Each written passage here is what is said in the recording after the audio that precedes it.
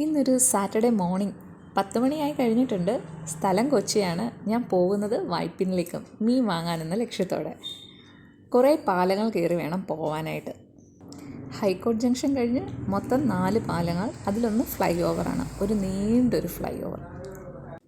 ഈ പാലങ്ങളെല്ലാം കയറി ഇറങ്ങിയപ്പോൾ എൻ്റെ മനസ്സിൽ തോന്നിയത്, ഈ കൊച്ചി നഗരം കാണാതെ ഈ പാലമൊക്കെ വരുന്നതിന് മുമ്പ് എത്രയോ പേര് ജീവിച്ച് മരിച്ചിട്ടുണ്ടാവും. അങ്ങനെയൊക്കെ സംഭവിച്ചിട്ടുണ്ടാവുമോ? ആർക്കറിയാം അല്ലേ. ഈ കൊച്ചി സിറ്റി എന്ന് പറയുന്നത് ഒരു മാജിക്കൽ ഏരിയ എന്ന് പറയാം. തൊട്ടപ്പുറത്ത് മെട്രോ സിറ്റി. പക്ഷേ ആ ഒരു സിറ്റി ഇങ്ങനെ ആരും കാണാതെ പൊതിഞ്ഞു വെച്ചിരിക്കുന്ന ഒരു സ്ഥലം. തൊട്ടപ്പുറത്ത് കാണുന്ന ഈ തിരക്കില്ലാത്ത റോഡും കായലും കടലും വള്ളങ്ങളും നല്ല രസമാണ് കേട്ടോ. വൈകിട്ടൊക്കെ നമുക്ക് ഇവിടെയൊക്കെ വന്ന് കാണാൻ, കാറ്റ് കൊള്ളാൻ ഒക്കെ പറ്റിയ ഏരിയ. ഇവിടെയൊക്കെ അങ്ങനെ വന്ന് നിൽക്കാൻ പറ്റുമോ എന്നെനിക്കറിയില്ല. എറണാകുളം ബോട്ട് ജെട്ടിയിൽ നിന്ന് വൈപ്പിനിലേക്ക് ബോട്ട് സർവീസും ജങ്കാർ സർവീസും ഒക്കെ ഉണ്ടെന്ന് ഇവിടെ വന്നപ്പോൾ എനിക്ക് മനസ്സിലായി. അങ്ങനെ നമ്മൾ ഫൈനലി ലാസ്റ്റ് പാലവും കടന്ന് വൈപ്പിനിലെത്തി. നമ്മൾ വന്ന സമയത്ത് ബോട്ടും വള്ളങ്ങളും ഒന്നും വരാത്തത് കൊണ്ട് തന്നെ നമുക്ക് ഈ കടയിൽ നിന്നാണ് മീനൊക്കെ വാങ്ങിച്ചത്. അങ്ങനെ നമുക്കിന്ന് കിട്ടിയ മീൻ ചെങ്കലവയാണ്. നിങ്ങളുടെ നാട്ടിൽ എന്താ ഇതിന് പറയുന്നത്? ഞങ്ങളുടെ നാട്ടിൽ ചെങ്കലവ, മഞ്ഞക്കോര, കിളിമീൻ എന്നൊക്കെ പറയും. എൻ്റെ ഫ്രണ്ട് സ്മേര എന്നോട് ചോദിച്ചു എന്ത് മീനാണ് കിട്ടിയെന്ന്. ഈ മീനാന്ന് പറഞ്ഞപ്പോൾ അവർ പറയുക അവരുടെ നാട്ടിൽ പുയ്യാപ്ലക്കോരാന്നാണ് പറയുന്നത്. എന്തൊക്കെ പേരുകളാണ് ഒരു മീനുള്ളത്. ഇവനിത്തിരി സുന്ദരനായതുകൊണ്ടായിരിക്കും ഈ പേരൊക്കെ. ഞാനൊരു ചായ ഫാൻ ആയതുകൊണ്ട് തന്നെ എന്തെങ്കിലും കാര്യമായിട്ടുള്ള പണി ചെയ്യുമ്പം ഒരു ചായ കുടിച്ചിട്ട് ചെയ്യുമ്പോൾ കുറച്ച് ഉഷാർ കൂടും. ഈ മീൻ ക്ലീൻ ചെയ്യുക എന്ന് പറയുന്നത് എനിക്ക് ഇത്തിരി എഫേർട്ട് എടുക്കേണ്ട ഒരു കാര്യമാണ്. അതുകൊണ്ട് തന്നെ ഇന്ന് സാറ്റർഡേ അല്ലേ, ചെയ്തു വെച്ചാൽ നാളെ സൺഡേ എല്ലാവരും വീട്ടിലുണ്ട്, കുറച്ച് ഫ്രീ ആയിട്ടിരിക്കാമല്ലോ. പക്ഷേ ഇത് വൈകിട്ടത്തേക്കാണ്. ഫിഷ് ഫ്രൈയും ഉണ്ടാക്കി, ഫിഷ് കറിയും ഉണ്ടാക്കി. ഞങ്ങളിതിന് മീൻ മുളക് കറി എന്നാണ് പറയുന്നത്. മുളക് പൊടി കൂടുതലായിട്ടെടുത്ത് ഉണ്ടാക്കുന്ന അത്യാവശ്യം നല്ല കുറുകിയ ചാറാണ്. കറി ഉപ്പൊക്കെ നോക്കിയിട്ട് നല്ല ടേസ്റ്റും ഉണ്ട് കേട്ടോ. ഫ്രഷ് മീനായിരുന്നു. നല്ല ചൂട് ചോറുമായിട്ട് കഴിക്കണം, അതാണ് മെയിൻ. സാറ്റർഡേ ഈവനിങ് ആയപ്പോൾ കുട്ടികൾക്ക് നിർബന്ധം എവിടെയെങ്കിലും പോകണം. അങ്ങനെ ലുലു പോകാൻ പ്ലാൻ ചെയ്തു.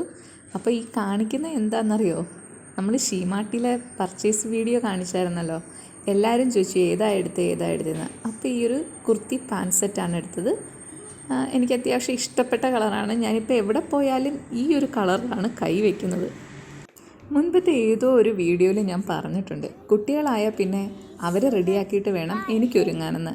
പക്ഷേ ഇവർക്ക് ഞാൻ ചെറിയൊരു ട്രെയിനിങ് കൊടുത്തിട്ടുണ്ട്. അതുകൊണ്ട് തന്നെ ഇപ്പോൾ ഉടുപ്പിടാനോ ഒരുങ്ങാനോ ഒന്നും ഞാൻ ചെയ്യേണ്ട. അവർ കണ്ണാടിയുടെ മുമ്പിൽ നിന്ന് നന്നായിട്ട് ഒരുങ്ങിക്കോളും. നല്ലതല്ലേ? അങ്ങനെ ലുലുവിൽ വെച്ച് പാറുവിൻ്റെ ഒരു ഫ്രണ്ടിനെ മീറ്റ് ചെയ്തു കേട്ടോ, ദേവ്. പിന്നെ ക്രോസ് വേർഡിൽ കയറി, ലുലു കണക്റ്റിൽ കയറി, ലുലു ഹൈപ്പർ മാർക്കറ്റിൽ കയറി. ഇവിടെ വന്നാൽ ആദ്യം കഴിക്കുന്ന മക്ഡൊണാൾഡ്സിൻ്റെ ഐസ്ക്രീമാണ്. പ്രൈസും കുറവാണ്, നല്ല ടേസ്റ്റുമാണ്. സാധാരണ വീക്കെൻഡിൽ ലുലു മാളിൽ ഭയങ്കര തിരക്കാണ്, അടുക്കാനേ പറ്റത്തില്ല. കമ്പാരിറ്റീവ്ലി തിരക്ക് ഇന്ന് കുറവായിരുന്നു. ഹൈപ്പർ മാർക്കറ്റിൽ കയറിയപ്പോൾ അവിടെ നല്ല ഒരുപാട് വെറൈറ്റി സാധനങ്ങളുണ്ടല്ലോ.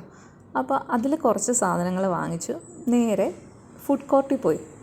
ബർഗർ, സാൻഡ്വിച്ച്, അങ്ങനെ എന്തൊക്കെയോ. ഈ ബർഗർ കഴിക്കുക എന്ന് പറയുന്നത് എനിക്ക് വലിയൊരു ടാസ്ക്കാണ്.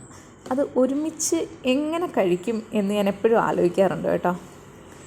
അപ്പോൾ ഇത് കഴിച്ചുകൊണ്ടിരുന്നപ്പോൾ എൻ്റെ മൈൻഡിൽ വന്നത്, അയ്യോ ഞാൻ ഉണ്ടാക്കി വെച്ച ഫിഷ് ഫ്രൈയും ഫിഷ് കറിയൊക്കെ എപ്പോൾ കഴിക്കും, അതവിടെ ഇരിക്കുകയാണല്ലോ എന്ന്.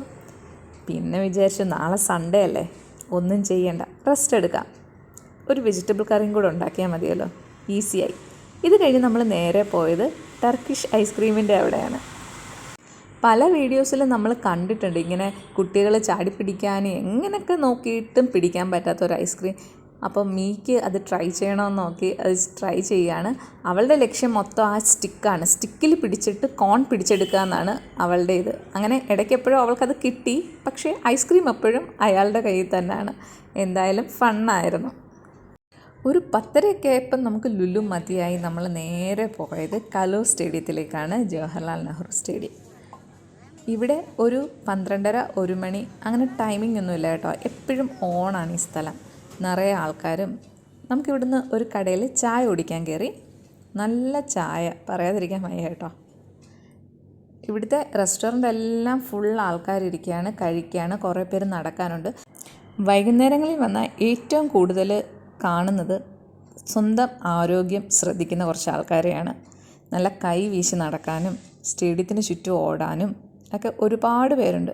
ഇടയ്ക്ക് മിയ അച്ഛനും കൂടെ പോകുമായിരുന്നു ഓടാനും നടക്കാനും ഒക്കെ. പിന്നെ വെക്കേഷൻ ടൈമിലാണല്ലോ അതിനൊക്കെ സമയം കിട്ടുന്നത്. ഇപ്പോൾ സ്കൂളിൽ നിന്ന് വന്നാൽ കരാട്ടെ, ഡാൻസ്, പിന്നെ പഠിക്കാനുണ്ട്, പിന്നെ വീട്ടിൽ കളിക്കണം, അങ്ങനെ സമയമില്ല. അപ്പോൾ ഇതൊക്കെയായിരുന്നു നമ്മുടെ സാറ്റർഡേയിലെ കുഞ്ഞു കുഞ്ഞു വിശേഷങ്ങൾ. നിങ്ങൾക്കിതൊക്കെ ഇഷ്ടപ്പെട്ടെന്ന് വിചാരിക്കുന്നു. ഇഷ്ടപ്പെട്ടെങ്കിൽ മാത്രം ഒന്ന് ചാനൽ സബ്സ്ക്രൈബ് ചെയ്യുക. വീണ്ടും വരുന്ന വീഡിയോസൊക്കെ ഒന്ന് കാണുക. ഓക്കെ, എല്ലാവരും സുഖമായിട്ടൊക്കെ ഇരിക്കുന്നോ? മഴയൊക്കെ അല്ലേ? അപ്പോൾ ബായ്.